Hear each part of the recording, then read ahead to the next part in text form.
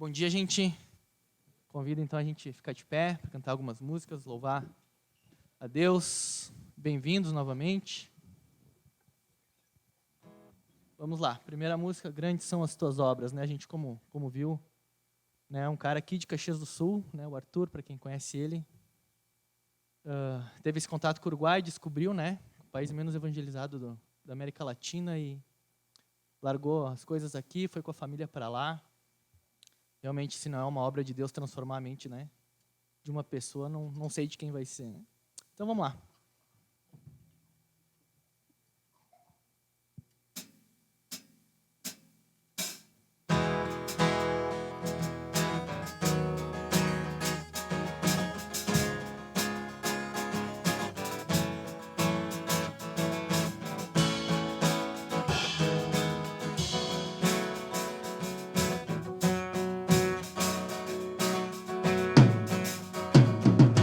Grandes são as tuas obras, Senhor Todo-Poderoso.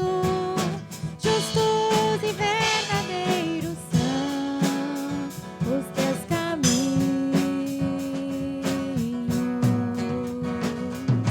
Grandes são as tuas obras, Senhor Todo-Poderoso. Justos e verdadeiros são os teus caminhos. Ó Rei das nações, quem não temerá, quem não glorificará teu nome? Ó Rei das nações, quem não te louvará, pois só teu nome é santo. Ó Rei das nações, quem não temerá, quem não glorificará teu nome? Ó Rei das nações, quem não te louvará, pois só teu nome é santo. Todas as nações virão e adorarão diante de ti, pois os teus atos de justiça se fizeram manifestos.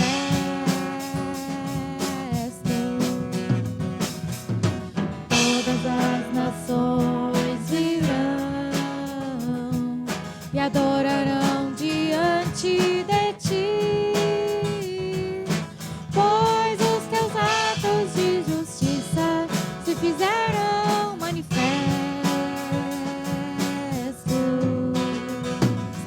Ó Rei das nações, quem não temerá, quem não glorificará teu nome?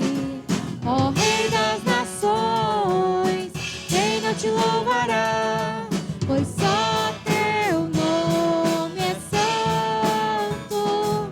Ó Rei das nações, quem não temerá, quem não glorificará teu nome? Ó Rei das nações, quem não te louvará, pois só teu nome é santo. Pois só teu nome é santo. Pois só teu nome é santo.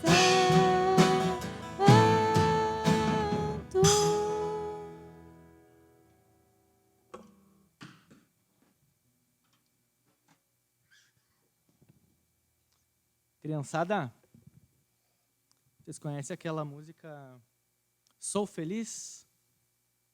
Estava pensando em mim esses dias que eu demoro, eu lá no trabalho, o pessoal já me conhece que geralmente eles começam a conversar comigo lá pelas 10 da manhã, né? Eu brinco que eu levanto cedo, mas eu acordo tarde.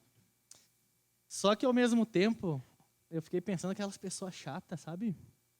E eu sou, né? Imagina, tu acordar, tu vai trabalhar, vai falar com a pessoa com aquela cara de sono. Então eu tenho pensado muito, né? As pequenas coisas da vida, enfim. E essa música fala, sou feliz, né? fala: vou erguer as mãos em direção ao céu, mostrar a todos que me amam e que sou feliz. Né? Vamos ensinar essa música, então, para mim.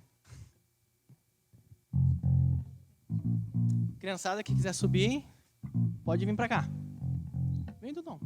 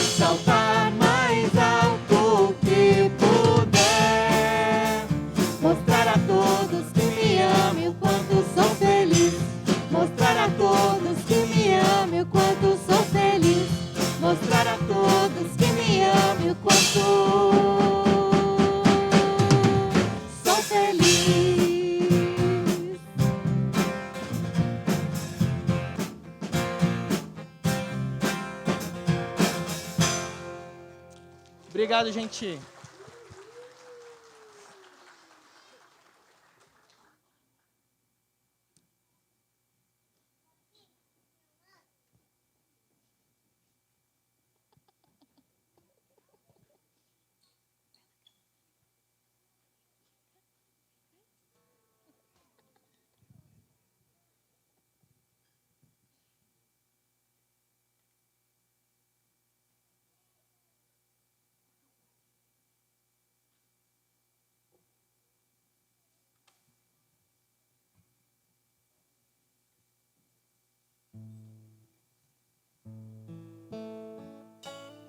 Tu és a luz que brilha sobre a escuridão. Tu és a paz que acalma todo coração. És o pão do faminto, a força do aflito. E nós somos teus pés e tuas mãos.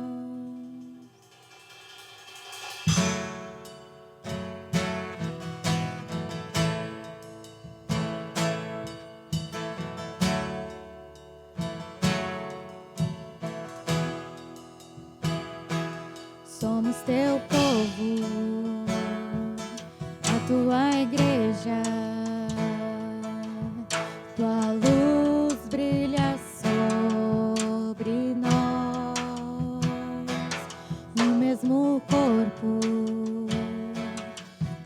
Espírito. O Senhor e Rei, faça a tua vontade através de nós. Que o teu reino venha, que o teu reino venha. Faça a tua vontade através de nós. Que o teu reino venha, que o teu reino venha. Tu és a luz que brilha sobre a escuridão. Tu és a paz que acalma todo coração.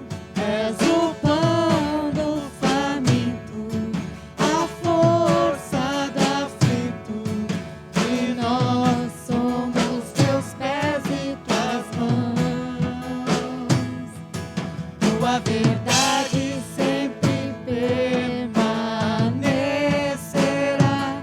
O teu amor quem poderá nos separar. És fiel e pra sempre teu povo sustenta. Então o mundo inteiro verá o poder do grande Rei.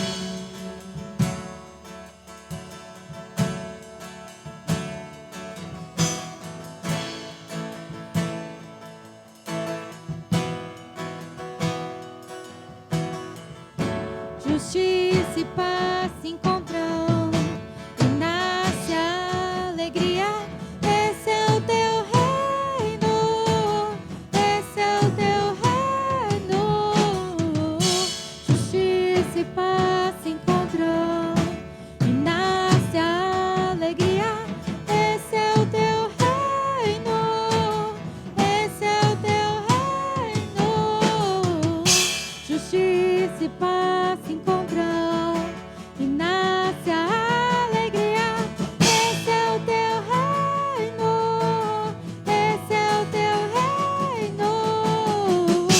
Justiça e paz se encontram e nasce a alegria. Esse é o teu reino, esse é o teu reino de amor.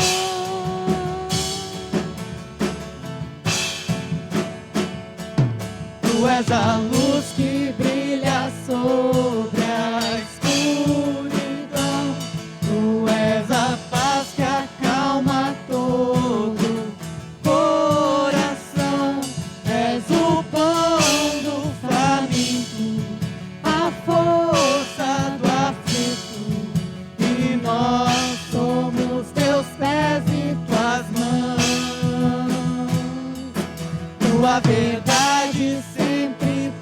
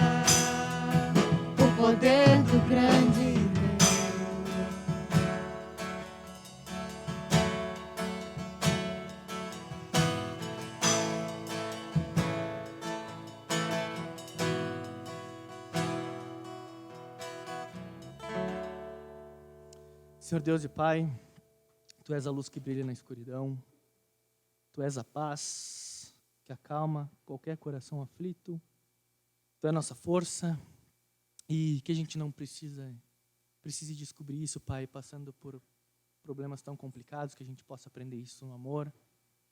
Mas o Senhor conhece o nosso coração e, enfim, da Tua maneira, Tu sabe o que é melhor para nós. Prepara o nosso coração para ouvir a Tua palavra e que ela transforme a nossa mente, o nosso coração e aquilo que a gente demonstra lá fora. Em nome de Jesus, amém.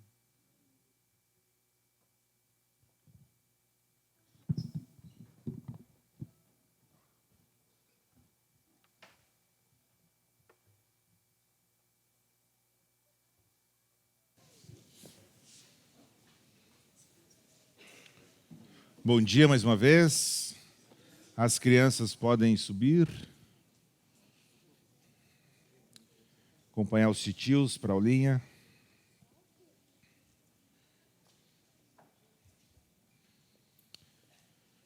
Muito bem, nós no mês de maio nós terminamos a nossa série no livro de Colossenses, né, a carta de Paulo aos Colossenses. E em junho nós tivemos temas livres, né, aleatórios, não foi o estudo de uma carta ou livro da Bíblia. E agora em julho, a partir de julho, nós vamos começar uma nova série, iniciar uma nova série que será no livro de Salmos. Obviamente, né, por questões de tempo, nós não vamos poder passar todos os Salmos, porque seriam necessários pelo menos uns 3 anos e meio aí para fazer todos os Salmos um por um. Mas se isso a gente considerasse o 119, um só, né? Então, a gente vai estudar o livro de Salmos, não todos eles, né? Mas vamos passando aí pelo livro de Salmos nos próximos meses. E o livro de Salmos, ele é o maior livro da Bíblia, é uma coletânea, né? São 150 poemas que foram aí colocados em um formato de livro e foram escritos do primeiro até o último em um período de mais ou menos 1000 anos. Então, foi bastante tempo onde esses salmos foram escritos, né? Possui muitos autores, o mais conhecido, mais famoso deles é o rei Davi, né, que compôs quase metade, né, dos 150, foi uma boa parte aí compostos pelo Davi, pelo menos o título, né, diz Salmo de Davi, e tem alguns outros que não possuem esse título, mas que também são atribuídos ao rei Davi aí na história. E 14 desses salmos, né, ele escreveu 73 ao total, e 14 desses estão muito vinculados assim, intimamente ao seu período de perseguição, onde ele se escondia nas cavernas, onde ele estava lutando com Deus, né, perguntando por que os inimigos estavam tendo vitórias. Então, muitos desses salmos são questionamentos, né, são orações do rei Davi enquanto ele fugia, né, da perseguição imposta por Saul. E essa é uma das belezas do salmo, porque eles são escritos diretamente da vida, né, são escritos dos campos de batalha, das cavernas.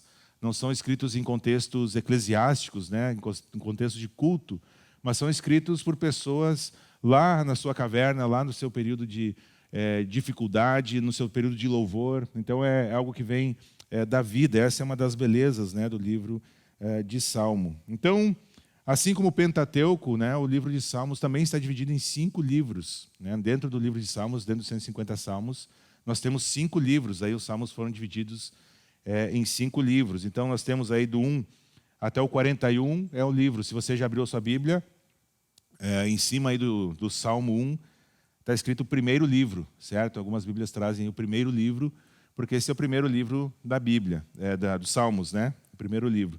Do 42 ao 72, nós temos o segundo livro. O primeiro livro, curiosamente, é a maior parte escrita por Davi. A partir do segundo livro, já temos outros diversos autores. Do 73 ao 89, então, o quarto livro. Do 90 ao 106, o quarto livro. E do 107 ao 150, então, o quinto livro dentro dos Salmos aí. E cada um desses livros termina com uma doxologia, né? um encerramento feito pelos seus compiladores. Né? Algumas pessoas atribuem que quem compilou esses poemas, né, essas canções, foi Esdras ou Neemias, mas isso não é muito certo, assim, né? São estudos históricos. E ele servia como inário, né? Como sabe os inários que nós temos hoje, um livro que é composto de várias músicas. eles serviam como inários para o povo de Israel pós-exílio, ou seja, no segundo templo. Ele era usado como o inário, onde eram cantados esses poemas, né, falados esses poemas no período de louvor a Deus. Então, aí no segundo templo, quando foi reconstruído, né?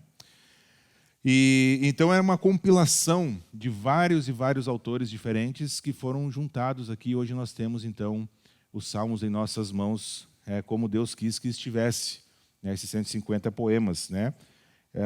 Disse que existiam muito mais, mas esses foram aqueles que Deus soberanamente usou o compilador para colocar aqui. Nós temos hoje então em nossas mãos. E nós vamos começar pelo começo, né?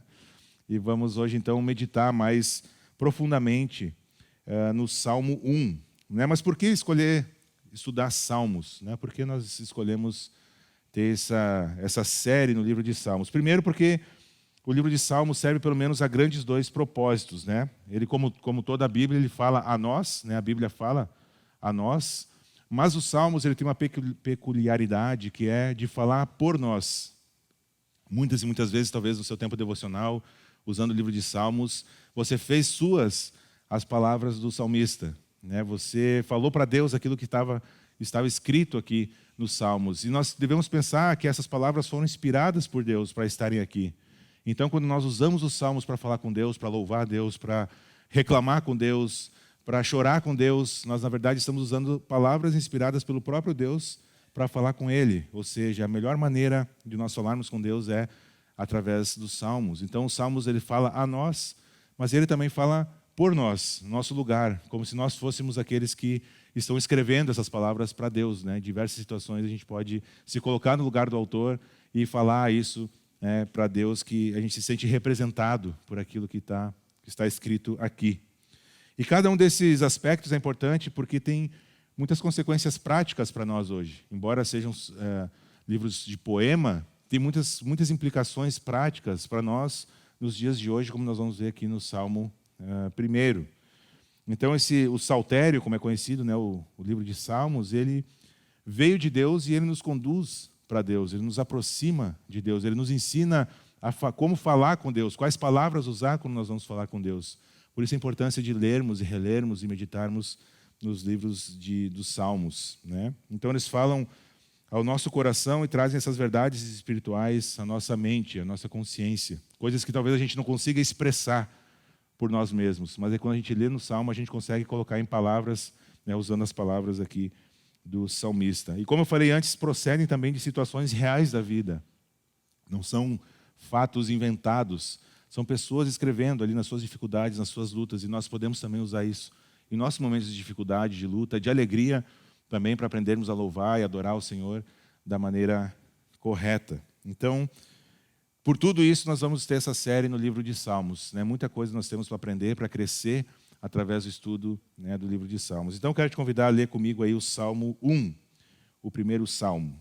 Diz assim, então: Como é feliz aquele que não segue o conselho dos ímpios, não imita a conduta dos pecadores, nem se assenta na roda dos zombadores.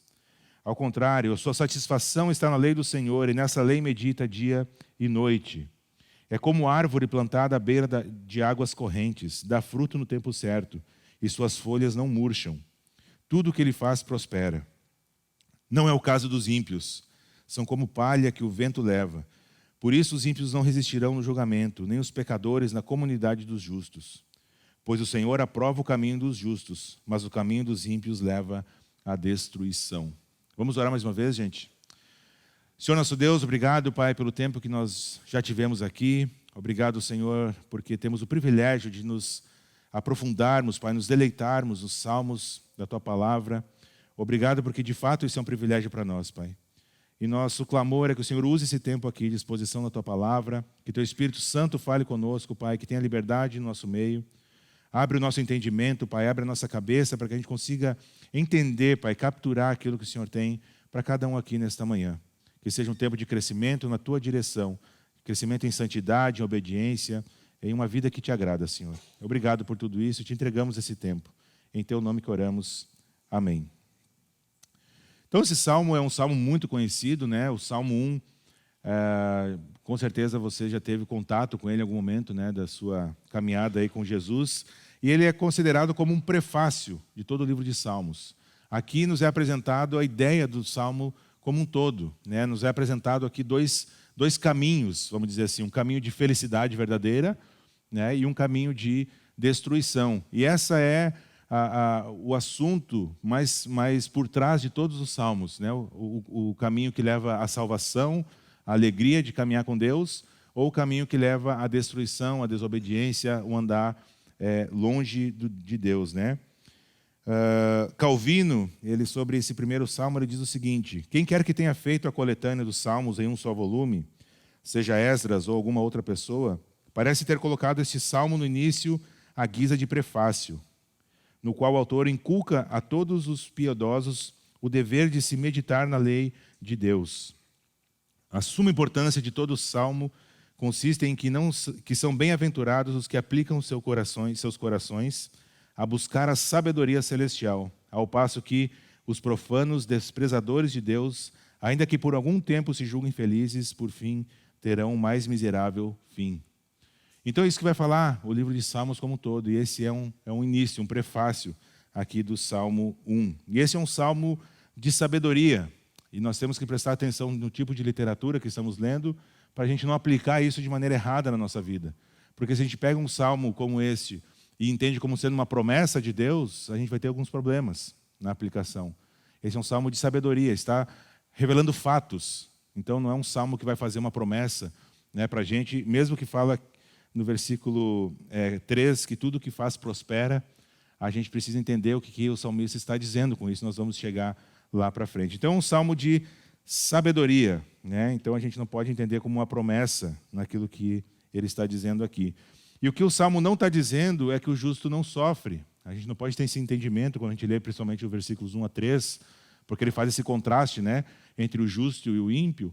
Mas ele não está dizendo que o justo não vai sofrer, mas está dizendo que quando sofrer, ele não vai ser como o ímpio, que é como uma palha que voa para todo lugar. Ao contrário, é como uma árvore bem enraizada e vai permanecer, mesmo que as intempéries do tempo, né, não ajudem no seu crescimento, ou sejam contrários ao seu a ter frutos e folhas, mas como a sua raiz está profundamente lá, bem alimentada, então ele permanece verde e frutífero, né? E é interessante que essa expressão, como é feliz, que começa o versículo 1, o equivalente grego é o que Jesus usa, porque aqui foi escrito em hebraico, né? E no Novo Testamento foi escrito em grego. Mas essa palavra aqui tem o seu equivalente no grego, que é quando Jesus usa no Sermão do Monte, dizendo bem-aventurados. É a mesma palavra, que vale a mesma coisa. E a ideia dessa palavra é que é muito feliz, é abençoadíssimo, né? Ela é assim mesmo que significaria, né? Então, é muito abençoado aquele que não segue o conselho dos ímpios, não imita a conduta e assim por diante. Assim como Jesus diz que é muito abençoado aqueles que choram, que sofrem, etc., lá no Sermão do Monte, começa, né, da mesma forma. Então, a proposta desse salmo, eu tentei fazer uma rima para a gente gravar a ideia desse salmo aqui. Vamos ver se a gente consegue. A riminha diz assim: o caminho da felicidade está em meditar e praticar a palavra de Deus. Certo? A primeira parte. Não imitando os pecadores e zombadores, muito menos seguindo o conselho dos ateus. É comprido, tá? Eu posso mandar no WhatsApp depois. É comprido. Tá? Mas é uma rima para a gente tentar capturar a ideia, né? A ideia básica aqui por trás deste salmo. Então ele vai fazer esse contraste, né, entre a vida do justo e a vida do ímpio, a felicidade verdadeira do justo e a felicidade temporária do ímpio, né? A estabilidade, né, dessa árvore com raiz profunda que foi plantada junto a um rio, um ribeiro, com a palha que é, né, levada pelo vento, com qualquer brisa já sai voando, não tem raiz em lugar nenhum. A produtividade do justo, porque essa árvore, o Salmo vai dizer que dá fruto, quanto com a improdutividade, a inutilidade do ímpio, que é uma palha seca, né, e cujo destino é se perder por aí ou servir como fogo. Então ele faz esse contraste. E eu gostaria que a gente entrasse mais profundamente agora nos versículos 1 até 3, porque esse é o caminho da felicidade, esse é o primeiro caminho. a verdadeira felicidade. Você quer ser feliz? Aqui está o caminho da verdadeira felicidade. E a gente precisa entender melhor isso. Então, o primeiro versículo começa com essa expressão, né, que significa muito feliz, abençoadíssimo, né, aquele que não segue o conselho dos ímpios, não imita a conduta dos pecadores, nem se assenta na roda dos zombadores. Esse versículo descreve em minúcias aquilo que uma pessoa justa não faz. Né? Primeiro está dizendo aquilo que o justo não faz, ou não deve fazer. Né? São 3 negativas aí que o salmista usa. E nesse contexto a gente compreende que a forma de agir do justo inclui viver de uma forma bem diferente da que o ímpio vive. E nós precisamos entender o que o salmista está querendo dizer com ímpio. Ímpio não é uma pessoa malvada, ruim, uma pessoa que leva a vida de qualquer jeito. Não, um ímpio pode ser uma pessoa muito bem na sua vida, pode ser uma pessoa muito estruturada, pode ter uma família estruturada, pode ter um bom discurso, pode ser uma pessoa que é aplaudida pela sociedade, uma pessoa que é apoiada pela sociedade, mas o grande detalhe, o principal detalhe do ímpio e do justo é que o ímpio não leva a Deus em consideração.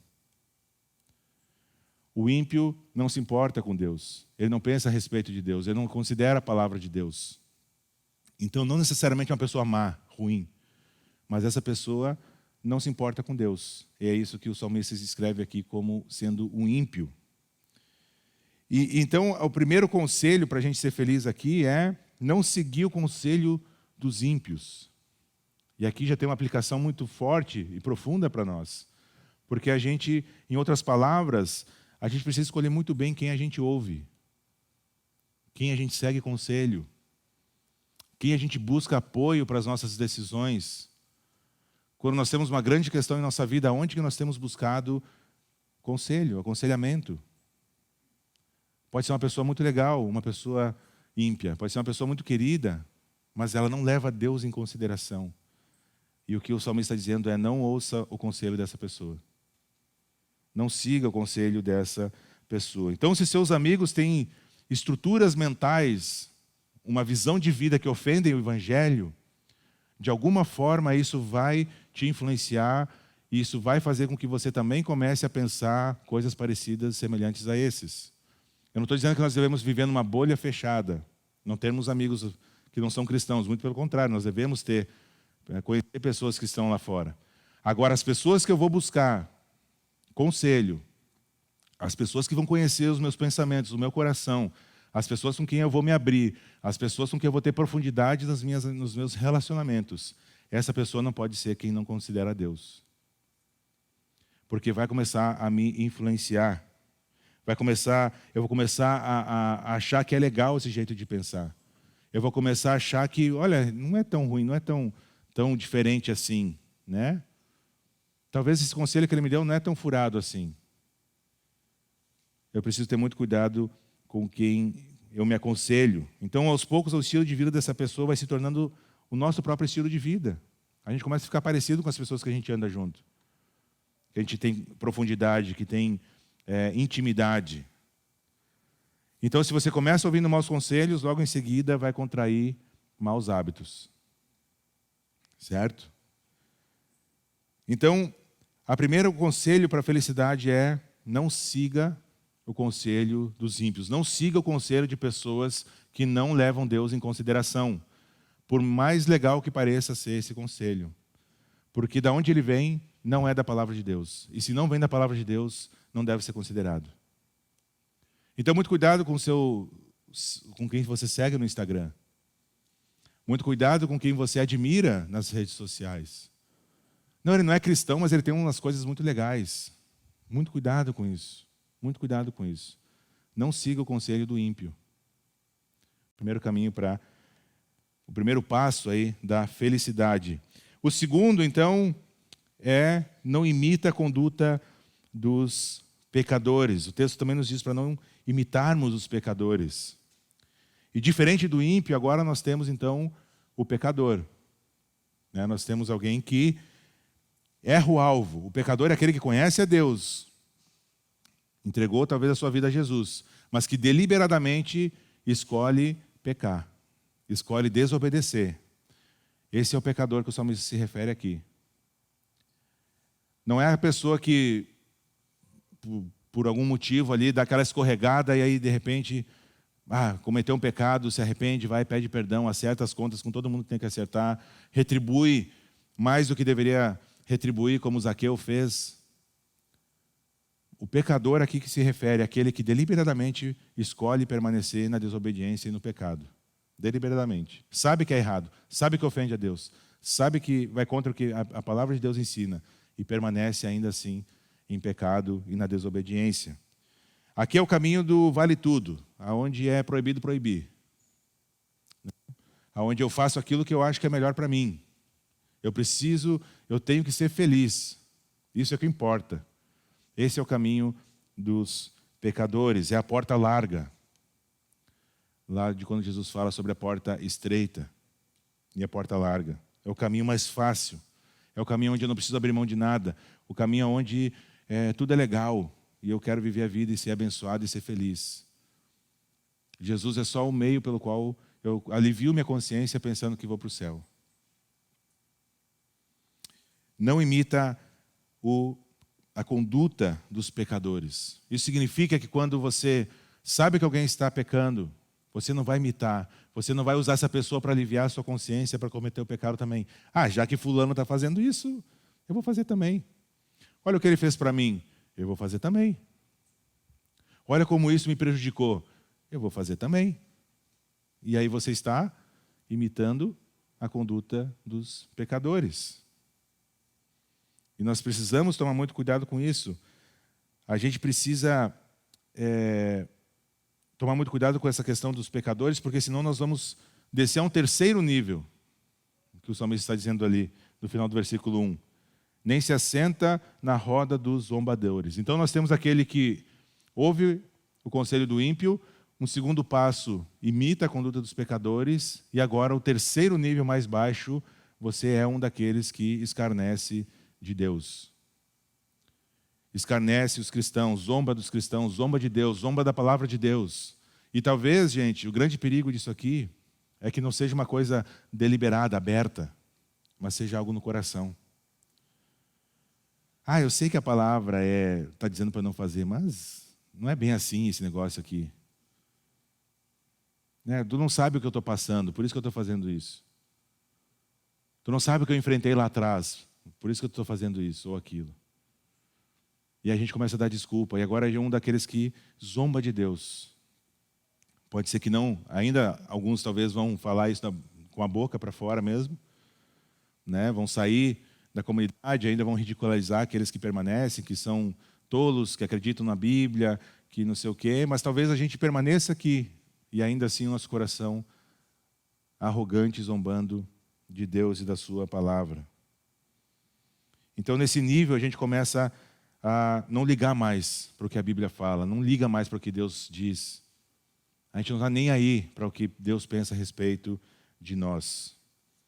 E o grande pregador batista do século XIX, chamado Charles Spurgeon, ele afirma que é nesse ponto aqui que o homem recebe o seu diploma de mestrado em inutilidade e o de doutorado em maldição. Porque desceu a um nível mais profundo. E agora já não se importa mais com o que a Bíblia diz, o que Deus diz, ou o que a comunidade pensa. Já não importa mais, vive a vida como quer. Então nunca ninguém começa, nota que ninguém começa já sentando na roda dos zombadores ou escarnecedores, depende da sua versão aí. É um processo lento, devagar. Eu começo ouvindo o conselho do ímpio, daquele que não está nem aí para Deus. Começo a achar legal. E daqui a pouco eu começo a achar desculpa na vida de outros que talvez caíram em algum pecado, cometeram algum pecado, para eu mesmo começar a pecar, começo a imitar isso, começo a juntar gente que pensa igual a mim. A gente tem essa capacidade de começar a descobrir gente que pensa igual a gente nos pecados, para a gente começar a se juntar, para aliviar uma consciência do outro. E aí no terceiro passo eu já não estou mais nem aí para Deus, para a sua palavra. Já não importa mais, já não penetra mais a palavra de Deus. Eu sou exortado e não faz nenhuma diferença. Eu ouço que eu estou em pecado e eu fico bravo com a pessoa que me falou. Porque o cara não sabe de nada que está me falando. Não é assim. É assado. E a gente vai dando desculpa, Então, é aqui que a gente desce no mais baixo nível da nossa conduta na vida cristã. E assim, então, acaba o primeiro versículo do livro de Salmos, do primeiro livro, sobre como o justo não age. E aí ele parte para uma afirmativa agora. Então, como o justo age? E a gente poderia pensar que seria exatamente o contrário, né, do versículo 1, como o justo age. Porque ele está dizendo aqui como não age, né? Então a gente podia imaginar que era alguma coisa assim do tipo: como é feliz aquele que segue o conselho dos sábios, né, dos salvos, imita a conduta dos santos, né, e senta na roda daqueles que louvam. Né? A gente podia imaginar que seria o que não faz o justo, seria inversamente aquilo que ele deve fazer. Mas não é isso que o texto diz. O versículo 2 diz: ao contrário, a sua satisfação está na lei do Senhor, e nessa lei medita dia e noite. A gente precisa entender que a lei do Senhor aqui não é somente o Pentateuco. Ele está se referindo à palavra de Deus. Eles ainda não tinham um Novo Testamento, mas nós temos. Então, quando fala em meditar na lei do Senhor, é meditar na palavra de Deus. E hoje nós temos a Bíblia completa para meditarmos, né? E ele diz que feliz, pelo contrário, né? A sua satisfação está na lei do Senhor, está na palavra de Deus, e nela medita dia e noite. A gente precisa entender que não está dizendo aqui que a gente tem que ficar com a Bíblia agora, o tempo todo lendo. Não, estou meditando. Aí tu está trabalhando lá e teu chefe vai te cobrar: oi, que negócio. Não, calma, eu estou meditando aqui só um pouquinho.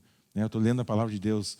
E aí a tua esposa: não, calma, mulher, eu já vou lá arrumar aquele negócio. Agora eu estou lendo a Bíblia. Olha que desculpa boa, hein? Não é isso que ele está dizendo. Mas a ideia aqui é como o boi que rumina o pasto. Sabe, né, disso? Que o boi lá tem os dois estômagos lá. E ele enche, come grama. Depois ele para de comer e começa a ruminar aquilo que ele comeu. Ele mastiga de novo para fazer a digestão, aquele negócio todo. E a ideia que o salmista está trazendo aqui é essa. É a gente meditar dia e noite na palavra de Deus. A gente faz a nossa devocional de manhã e a gente lê aquele texto e a gente fica meditando sobre aquilo, como que eu posso aplicar aquilo na minha vida, como que eu posso viver. Eu quero saber mais, eu quero me aprofundar mais, aí eu vou pegar um comentário bíblico, eu vou conversar com o meu discipulador, porque eu quero saber mais sobre isso. Quero entender melhor esse texto. É isso que significa meditar dia e noite. Como Jesus fez quando foi tentado, como que Jesus respondia a Satanás na tentação? Está escrito. Satanás jogava a palavra de Deus de uma forma distorcida para Jesus e ele respondia: está escrito também. Né? Satanás dizia: mas está escrito isso. Jesus disse: mas também está escrito isso. A nossa mente tem que estar encharcada da palavra de Deus. É isso que o salmista quer dizer com medita na lei dia e noite. Porque quando a tentação chegar, eu vou ter arma para lutar. Eu vou poder fugir. Eu vou saber o que fazer. Quando Satanás vier com historinha, com mentira, com coisas assim, eu vou poder combater essas mentiras com a verdade da palavra de Deus. Quando tem uma mentira incrustada na minha mente, que eu aprendi desde criança que era de um jeito, e eu acredito nessa mentira, eu vou poder substituir essa mentira pela verdade da palavra de Deus. É como que um reciclador, onde entra lixo de um lado e sai coisa boa do outro. Sai material útil. Né? O lixo reciclável, lá um monte de lixo, mas quando ele é reciclado, se torna alguma coisa útil. Romanos 12, 2. Transforme-se pela renovação da sua mente. Nós todos temos mentiras que nós acreditamos talvez a vida toda. E nós precisamos substituir essa mentira pela verdade da palavra. E como que eu vou fazer isso? Meditando dia e noite na palavra de Deus. Nós temos aqui uma aplicação bem prática para nós, porque o versículo 2 afirma que o justo medita nas Escrituras dia e noite. E a pergunta é: qual o valor que a Bíblia tem para você? Qual o valor a palavra de Deus tem para você? Você sente necessidade de meditar sobre o quê? E não se engane, a gente está o tempo todo meditando, tá, gente? Meditar não é ficar em silêncio só lá, né? A gente está pensando o tempo todo, a gente está fazendo plano, a gente está pensando naquilo que aconteceu no dia anterior. O quanto da sua meditação tem sido a palavra de Deus. Quando você acorda no meio da noite, uma noite de insônia, para onde vai o seu pensamento? É para aquele gol perdido pelo atacante, no jogo anterior, na noite anterior? É por aquela série que você está vendo, que está curioso para saber o que vai acontecer? É pelo problema que está te tirando o sono justamente? Para onde que vai o seu pensamento? Quantas vezes o seu pensamento volta para um texto que você leu? Quantas vezes o seu pensamento volta para a palavra de Deus? Para o que você ouviu? Quão comum ou quão incomum é isso na sua vida? Quanto você medita na palavra de Deus dia e noite? No primeiro versículo, então, nós vimos a maneira como o justo não age e o segundo, como ele age. E aqui, então, nós temos no versículo 3 uma metáfora descrevendo o justo, né? É como a árvore plantada à beira de águas correntes, dá fruto no tempo certo, suas folhas não murcham, tudo o que ele faz prospera. Então, nós temos essa imagem dessa árvore, e a gente precisa entender, quando o salmista fala sobre essa árvore que foi plantada junto ao ribeiro, automaticamente, quem lia, né, naquele contexto ali do povo de Israel, tinha uma imagem na sua cabeça porque eles vivem numa região muito árida. E algumas épocas do ano tem chuva. E aí as árvores nativas que estão plantadas ali, quando chove, elas ficam verdes, até dão alguns frutos. Mas quando as chuvas se vão embora, os riachinhos mais rasos secam e fica tudo árido. A árvore parece que morre, fica seca, sem folha, reservando energia para, quando chover de novo, poder brotar. E a imagem que o salmista usa é a imagem de uma árvore que foi plantada por alguém. Então perceba que não é uma árvore nativa. Ela foi plantada, uma árvore plantada junto ao ribeiro, a um rio maior, e as suas raízes conseguem penetrar até essa água. Então, não importa se tem chuva, se não tem chuva, ela consegue se alimentar, está sempre nutrida. E aí as suas folhas estão sempre verdes e seu fruto dá sempre. E essa metáfora aqui está descrevendo eu e você. Todos aqueles que um dia se arrependeram dos seus pecados, entregaram as suas vidas a Jesus. Somos como uma árvore que Deus tirou da onde estava e plantou aonde Ele queria. E agora nós temos a nossa raiz se alimentando deste rio de vida, que é o próprio Senhor Jesus, através da sua palavra. E aí agora, as intempéries podem aparecer, pode vir o vento, pode faltar a chuva, pode fazer muito calor, pode vir geada. Aqui na nossa região, mais comum é frio e chuva e geada, né?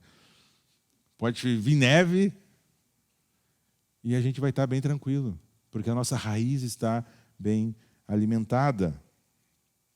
Então, tem uma consequência de nós estarmos bem alimentados e sermos plantados aonde Deus quer que nós estejamos. E a consequência é que dá fruto no tempo certo. Frutifica.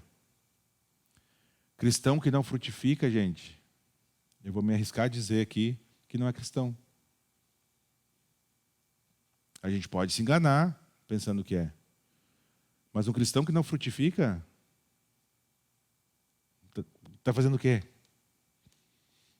Tem como alguém estar em um relacionamento de intimidade com Jesus e não frutificar? Recebendo tudo o que precisa e não frutificar? Não tem como, a gente pode se enganar, mas a gente não pode não dar frutos como cristão.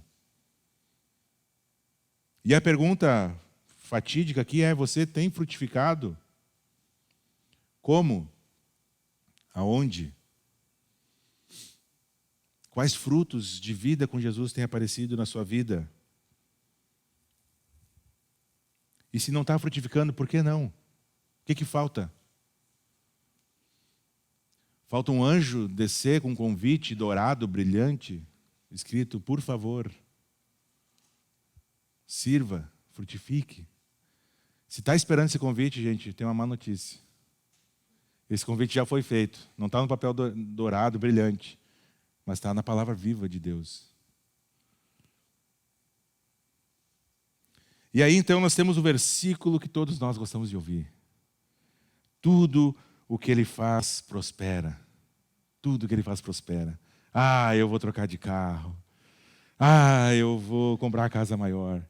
Ah, eu vou ter uma aposentadoria gorda lá na frente.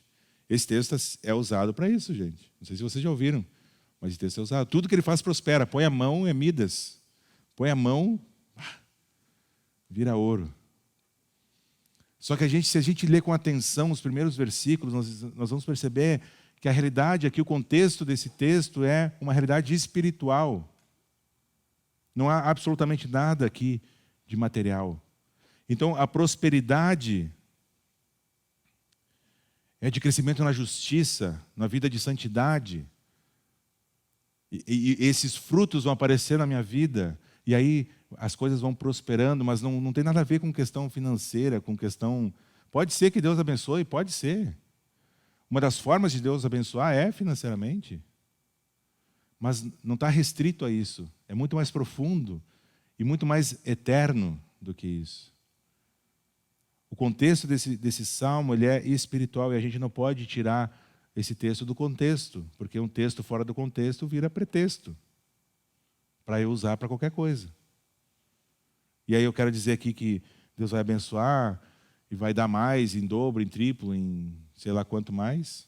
Eu vou usar se eu tirar esse texto do contexto, mas eu não posso fazer isso. Então a prosperidade vista aqui é uma prosperidade espiritual que vem de uma confiança em Deus. Não se trata de adquirir coisas novas. É uma prosperidade relativa a uma retidão de coração, a uma justiça espiritual. É nisso que nós vamos ser prósperos. E por fim, não vou me deter muito aqui, porque o texto é muito claro, nós temos outro caminho, que é o caminho da destruição. Versículo 4 e 5. Não é o caso dos ímpios. O que não é o caso dos ímpios? Tudo isso que nós vimos aqui, todas essas bênçãos que nós temos, tudo isso que nós ganhamos no relacionamento pessoal com Jesus, não é o caso dos ímpios. São como palha que o vento leva, e por isso os ímpios não resistirão no julgamento, nem os pecadores na comunidade dos justos. O salmista não contrasta o caminho da felicidade, e agora ele contrasta isso com a vida do ímpio, né? Os justos são verdadeiramente felizes. A gente pode olhar para uma pessoa que não conhece Jesus, que faz tudo as coisas de errado, mas como que esse cara está tão feliz e eu estou aqui passando perrengue? Eu que sou tão bom, eu que obedeço a Deus, como que Deus não me abençoa? Estou fazendo tudo certinho. E o cara fazendo tudo errado lá e se dá bem. Gente, pode ser que por um pouco de tempo a gente veja pessoas se dando muito bem. Pessoas que passam outros para trás, pessoas que enrolam os outros, pessoas que roubam, que mentem, que usam pessoas como degraus. Pode ser que se deem bem. A questão é que por um pouco de tempo, e é nessa vida aqui, porque ali na frente, assim como as bem-aventuranças que Jesus fala lá no Sermão do Monte, elas são futuras. Como cristãos, a gente pode experimentar, usufruir de muitas bênçãos já agora do reino de Deus. Mas o reino de Deus ainda não veio na sua plenitude. E por isso, a nossa esperança não é aqui, é na eternidade. Então pode ser que alguém se dê bem por um pouco de tempo, mas no fim, se nós pegarmos uma pessoa que não conhece a Jesus e espremermos bem, não vai sair nada. Porque só há vazio. E o único capaz de preencher e dar sentido, a gente sabe que é o nosso Senhor Jesus.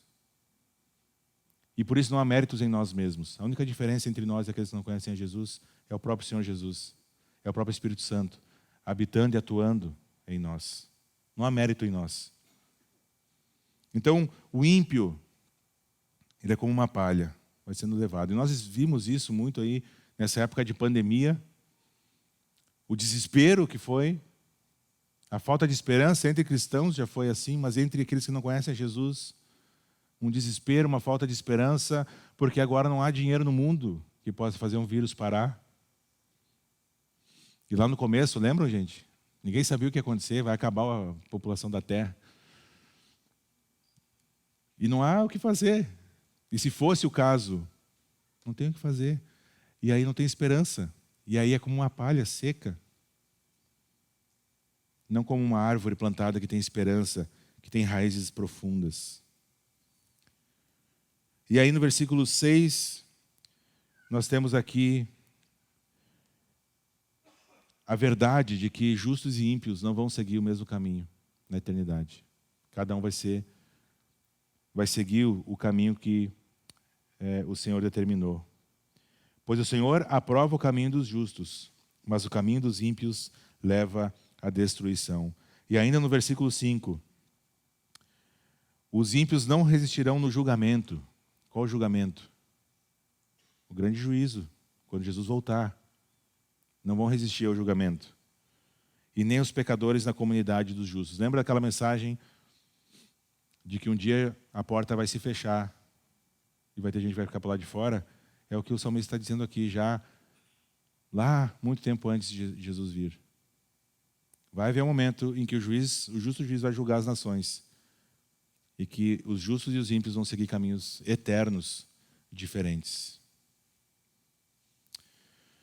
Para nós encerrarmos então, só há um homem perfeitamente bem-aventurado. Quando a gente olha para esse homem aqui bem-aventurado ou feliz, só há um homem que é perfeitamente feliz e cumpre todos esses requisitos, que é o nosso Senhor Jesus Cristo. Ele sim é o bem-aventurado. Mas nós, por causa dos méritos dele conquistados na cruz, podemos nos assemelhar a ele na bem-aventurança, em sermos felizes, em cada dia parecermos mais com Jesus e termos essa verdadeira felicidade, dando os passos necessários.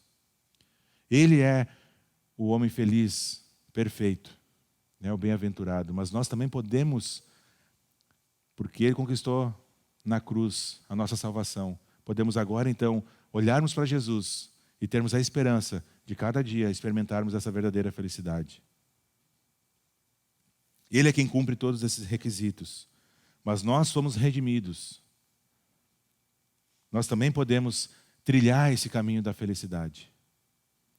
Mas aí a gente precisa prestar atenção naquilo que o salmista está nos ensinando aqui, para fazer ou para não fazer. E a pergunta é, para nós encerrarmos, quando você olha para esses dois caminhos, quando você olha para esse salmo, nós temos dois caminhos muito claros aqui. Qual mais se assemelha com aquele que você tem trilhado até aqui? Com qual caminho desse a sua vida se parece mais? O caminho da felicidade está em meditar e praticar a palavra de Deus, não imitando os pecadores e zombadores, muito menos seguindo o conselho dos ateus. Amém? Vamos orar, gente? Senhor Jesus, muito obrigado pela Tua palavra, obrigado porque nós temos de fato, Senhor, o privilégio de estudarmos mais profundamente esse livro de Salmos, esse livro escrito, esses poemas que foram escritos há tantos anos atrás, mas que são tão atuais para nós, Pai, assim como a Tua palavra o é. E obrigado, Senhor, porque nós temos aqui uma exortação, Senhor, muitas coisas para refletirmos a respeito de como temos caminhado, como temos vivido, Senhor, nossas vidas diante do Senhor. Se temos vivido e buscado viver, Pai, como justos, como aqueles que foram santificados por Ti, ou se temos vivido nossa vida de qualquer maneira, Senhor. Auxilia, Senhor, com o Teu Espírito Santo, cada um de nós aqui, a se avaliar, Pai, diante de Ti. Se colocar, Pai, diante desses dois caminhos. E sinceramente, Pai, porque não podemos enganar o Senhor. Podemos enganar as pessoas, mas não podemos enganar o Senhor. Sinceramente, Pai, diagnosticarmos, com a ajuda do Teu Espírito, aquele caminho que temos trilhado até aqui. E que o Senhor tenha misericórdia, Senhor. Que o Senhor convença a cada um de nós do pecado e do arrependimento. Para que a gente dê os passos necessários, Pai, na direção de uma vida de maior santidade, de maior obediência, uma vida de quem Te ama, de quem quer meditar na Tua palavra dia e noite, Senhor. E a nossa natureza é tão contrária a isso, Pai. Tem misericórdia de nós, Senhor. E nos enche, Pai, de sede, de fome da Tua palavra. Para que a gente medite nela dia e noite, Senhor. Para que a gente cresça. Para que a gente abandone pecado, Senhor. Para que a gente busque uma vida, Senhor, que Te agrada. Uma vida digna, Senhor, de quem é chamado de Filho do Rei dos Reis. Então nos ajuda, Senhor. Abençoa nossas vidas e muito obrigado porque temos essa esperança de sermos como árvores, Pai, que têm as suas raízes profundamente alicerçadas em Ti e que as circunstâncias da vida, Senhor, não vão abalar. Pode ser que nos entristeçamos por um pouco de tempo, mas sabemos, Pai, que se buscarmos na fonte correta, Senhor, que é a Tua palavra, que é um relacionamento com o Senhor, essas coisas vão perder o poder, vão perder o valor, vão perder as circunstâncias vão parecer menores, Pai, diante da Tua grandeza. Então, nos ajuda, Senhor, nos auxilia nesse sentido. Que cada um aqui possa decidir, Pai, continuar crescendo na Tua direção. ou decidir, Senhor, começar uma caminhada com o Senhor. Obrigado pelo tempo que tivemos aqui, Pai. Abençoa, Senhor, nosso domingo, a nossa semana que temos pela frente, Pai. Que o Senhor use a cada um de nós e nos abençoe conforme a Tua vontade e Teu propósito eterno. É em Teu nome que nós oramos e agradecemos. Amém. Amém. Muito bem, gente. Então ficamos por aqui. Pontualmente 11h33. Então que Deus abençoe e até domingo que vem, se Deus permitir.